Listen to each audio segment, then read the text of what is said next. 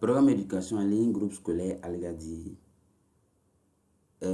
prévoit donc, avant de commencer, donc là, si vous n'êtes pas votre matériel didactique, mettez pause et allez chercher le matériel, à savoir le cahier, les 3 stylos rouge, vert, bleu, et une règle, et puis aussi mettez-vous dans un environnement calme, de telle sorte que vous ne soyez pas gêné lors de la prise de notes. Parce qu'il faut prendre notes pour optimiser la compréhension. Pour comprendre mieux, il faut prendre notes.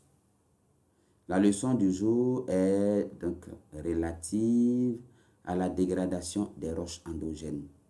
Déjà, qu'est-ce qu'il faut savoir? Il faut savoir qu'une roche vient d'un liquide qu'on appelle le magma. Donc, le magma, c'est ce liquide qui est très chaud, donc qui est en profondeur. Et lorsque le magma remonte et que la température diminue, ce magma va se cristalliser, va devenir solide pour former ce qu'on appelle la roche. Donc, sur le schéma ici donc, vous voyez une roche intacte, une roche saine. Mais cette roche, vous la voyez aussi, la même roche ici, qui est plus ou moins découpée, qui est plus ou moins cassée. Et sur la grande photographie ici, vous voyez même une roche, une très grande roche, qui est aussi cassée, mais d'une autre manière. Autrement dit, les roches vont subir des dégradations et ces roches sont des roches endogènes. Ces observations vont nous permettre donc de poser le problème du jour, comment se dégradent les roches endogènes. Donc, on note en titre comment se dégradent les roches endogènes. Encadré, on saute une ligne stylo bleu. En observant l'évolution d'un paysage rocheux, on constate que les roches endogènes subissent une dégradation. On peut alors supposer que, premier tiret, il s'agit des hypothèses, donc en vert maintenant, l'eau a une action dans la dégradation des roches endogènes. Deuxième tiret, les propriétés des roches influencent leur dégradation. Et troisième tiret, les produits de la dégradation des roches subissent une transformation. Donc les 3 hypothèses, on passe à la reformulation de la première hypothèse. L'eau, attention, sautez quelque chose, l'eau a-t-elle, voilà, l'eau a-t-elle une action dans la dégradation des roches? Le point d'interrogation. Et donc, pour vérifier cette hypothèse, nous allons prendre nos livres. Déjà aux pages 142, commencez par la page 142, document 1, page 142, prenez vos livres. Et là, nous allons observer l'action de l'eau sur un paysage calcaire. Donc, c'est une roche, le calcaire. Et on voit donc que l'eau a fortement altéré, a fortement dégradé ce paysage calcaire. L'eau, on retient donc que l'eau a provoqué des fissures. Les fissures, c'est les petites cassures, des cavités et des vallées. Ça c'est sur la roche calcaire. Le document 2, page 143, il s'agit d'une roche argileuse, donc un paysage argileux. L'eau provoque cette fois-ci des rigoles et des ravines. On va donc à l'activité 3, c'est à la page 146-147. Voilà, allez-y, page 146-147. Prenez les livres et suivez en même temps. Les documents 1, 2 et 3, il s'agit de l'action de l'eau sur un paysage granitique. Donc, on reprend le calcaire, l'argile et le granit sont des roches. D'accord, sont des roches. Et on est en train de voir l'action de l'eau sur ces 3 types de roches. Donc, au niveau du paysage granitique, l'eau provoque des diaclases, c'est des cassures. Ces diaclases grossissent. Donc, quand les cassures deviennent plus larges, cela va faire que la roche va se décomposer en morceaux. Donc, ces morceaux sont appelés des blocs. Et quand les blocs deviennent plus arrondis, on les appelle des chaos granitiques.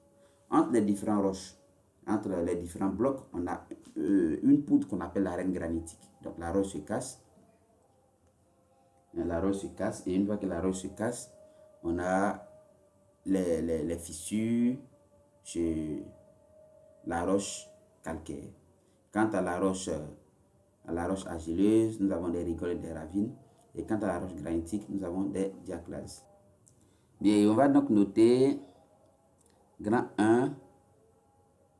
Oui, grand 1, c'est déjà noté. Petit 1, observation. Donc, document 1, page 142, 2 points, action de l'eau sur un paysage calcaire. On note. Document 2, page 143, action de l'eau sur un paysage argileux. Document 1, 2 et 3, page 146, 147, action de l'eau sur un paysage granitique. Résultat, voire document, analyse. Donc, qu'est-ce qu'on retient? L'eau provoque des fissures, des cavités et des vallées sur les roches calcaires. L'eau provoque des rigoles et des ravines sur les roches argileuses. Et troisième tiret, dans le paysage granitique, l'eau provoque des diaclases. Ces diaclases, en grossissant, laissent des blocs entre lesquels on trouve de l'arène granitique. Bien, cette fois-ci, on passe directement à la conclusion. L'eau a effectivement une action dans la dégradation des roches. L'eau a effectivement une action dans la dégradation des roches. Sans plus tarder, on reformule la seconde hypothèse. Les propriétés de la roche influencent-elles leur dégradation? Activité 2, il s'agit des pages 122 et 123. Il s'agit plutôt, attention, il s'agit plutôt de la page 145. 145. Ayez vos livres à côté, comme moi d'ailleurs. Page 145, vous y êtes. Ok. Donc, document 2. Document 2.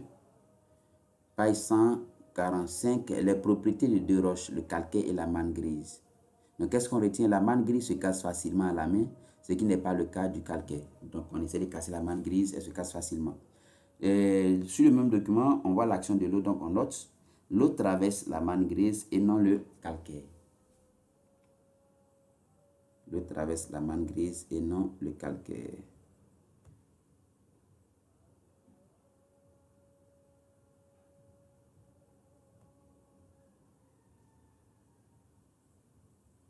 Petit 1.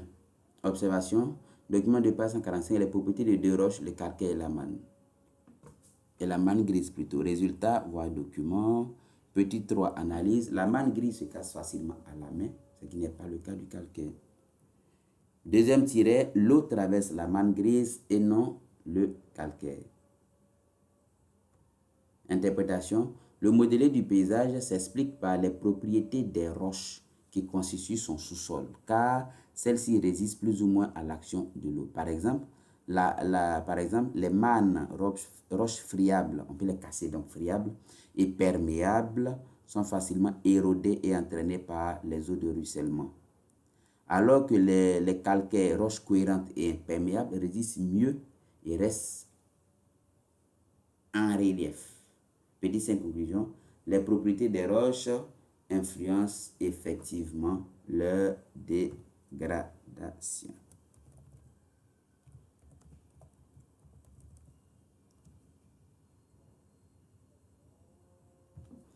Bien, on passe immédiatement à la troisième hypothèse, à savoir les produits de la dégradation des roches subissent-ils une transformation?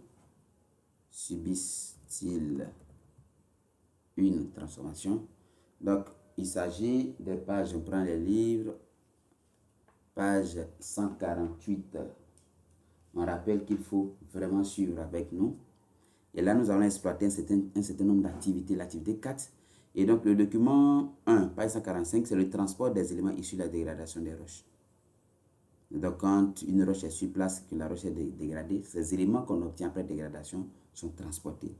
Donc, les blocs de roches plus ou moins volumineux, des quantités de sable et des particules fines sont transportés par l'eau. Voilà.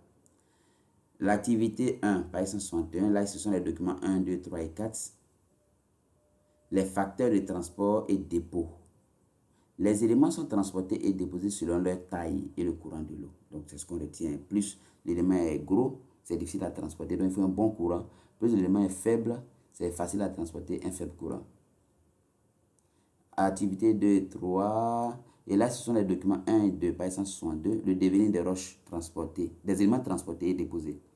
Donc, une fois que les éléments sont transportés et déposés, comment est-ce qu'ils deviennent? Donc, on apprend que ces éléments qui sont déposés vont s'appeler sédiments. Donc, les sédiments déposés s'accumulent pour donner des roches sédimentaires.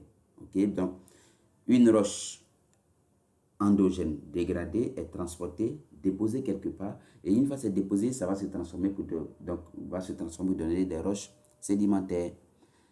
Deuxième idée, les roches sédimentaires sont disposées en couches ou strates. Bien, on note maintenant sur nos cahiers, petit 1, après grand 3, petit 1, observation. Donc, vous notez document 1, page 145, 2 points, le transport des éléments issus de la dégradation des roches. Document 1, 2, 3 et 4, page 160, 161, les facteurs de transport et dépôt. Document 1 et 2, page 162, le devenir des éléments transportés et déposés. Document 1 et 2, page 164, configuration des roches sédimentaires. Petit 2, Voir document, donc il s'agit des documents observés. Petit 3, analyse des résultats.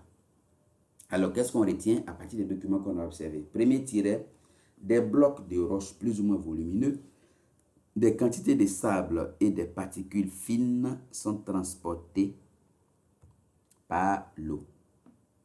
Deuxième tiret, les éléments sont transportés et déposés selon leur taille et le courant de l'eau. Les sédiments déposés s'accumulent. Troisième tiret, s'accumulent pour donner des roches sédimentaires. Quatrième tiret, les roches sédimentaires sont disposées en couches ou strates. Interprétation.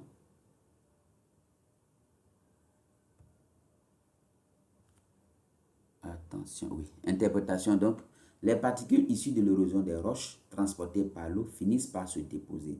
Ce phénomène s'appelle la sédimentation. On peut observer des sédiments au niveau d'un estuaire ou sur certaines berges d'un fleuve. Les particules déposées sont à l'origine des roches sédimentaires. Au fil du temps, les sédiments s'accumulent, se tassent, en parenthèse compaction, perdent de l'eau, en parenthèse déshydratation, et se cimentent. Ils se transforment ainsi peu à peu en roches sédimentaires. Au cours du temps, les sédiments qui s'accumulent se transforment en couches superposées des roches sédimentaires appelées strates. Petit 5. Conclusion. Les produits de la dégradation des roches subissent effectivement une transformation. Donc, le point d'interprétation, subissent effectivement une transformation. Et donc, conclusion générale, sous l'action de l'eau, les roches endogènes constituant un paysage sont dégradées.